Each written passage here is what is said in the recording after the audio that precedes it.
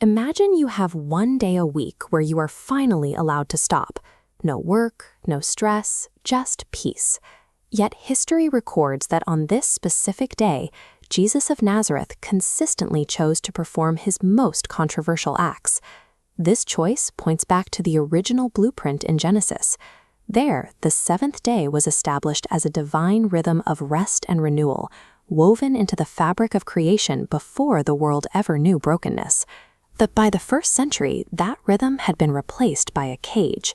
The religious establishment had taken the concept of rest and surrounded it with thousands of microscopic restrictions, turning a source of life into a burden of compliance. The Pharisees monitored the Sabbath with technical precision. They weren't watching for the presence of God. They were watching for anyone who might accidentally violate a definition of work. Every time Jesus performed a miracle on this day, he was walking directly into that surveillance. He wasn't stumbling into these conflicts. He was initiating them at the exact moment the religious system was most sensitive. These miracles were more than acts of compassion. They functioned as a specific vocabulary. Through them, he was speaking to the very heart of what the Sabbath was intended to be. Understanding these encounters reveals a deliberate rescue mission designed to reclaim a hijacked institution and return it to the people it was meant to serve. In one synagogue, the stakes were visible the moment Jesus entered. A man with a withered hand was present, and the Pharisees sat in the front rows, waiting to see if Jesus would work by healing him.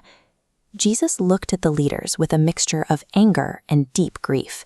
He saw that their technical devotion to the law had completely numbed them to the reality of human suffering. The trap was simple.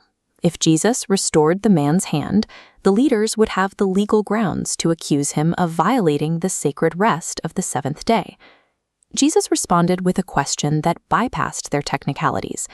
Is it lawful on the Sabbath to do good or to do evil, to save life or to destroy it? When they remained silent, he told the man to stretch out his hand.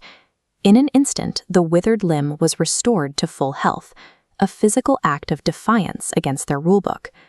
This act demonstrated that the impulse to rest and the impulse to restore a broken body come from the same source.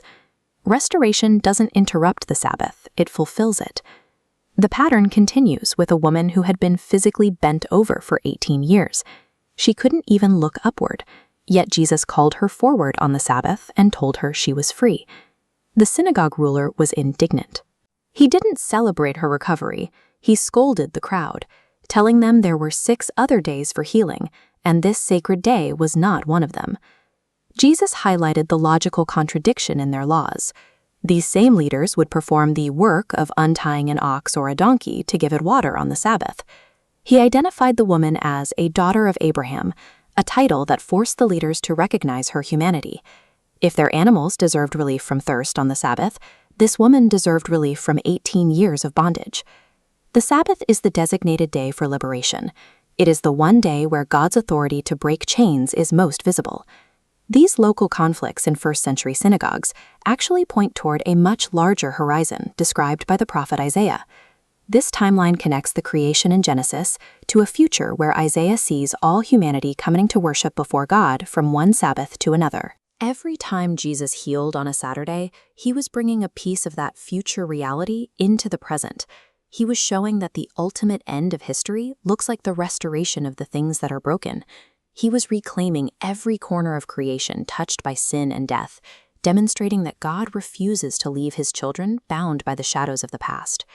We often think of rest as the absence of work, but these miracles show that true rest arrives when the things that are broken are finally set right. If you feel bent over by the weight of modern expectations or the stress of a life that never stops, this pattern offers a different rhythm. The Sabbath was always intended as a rescue operation. If this look at these ancient patterns helped you see that, please subscribe and leave a comment below. It helps the algorithm share this message of restoration with others.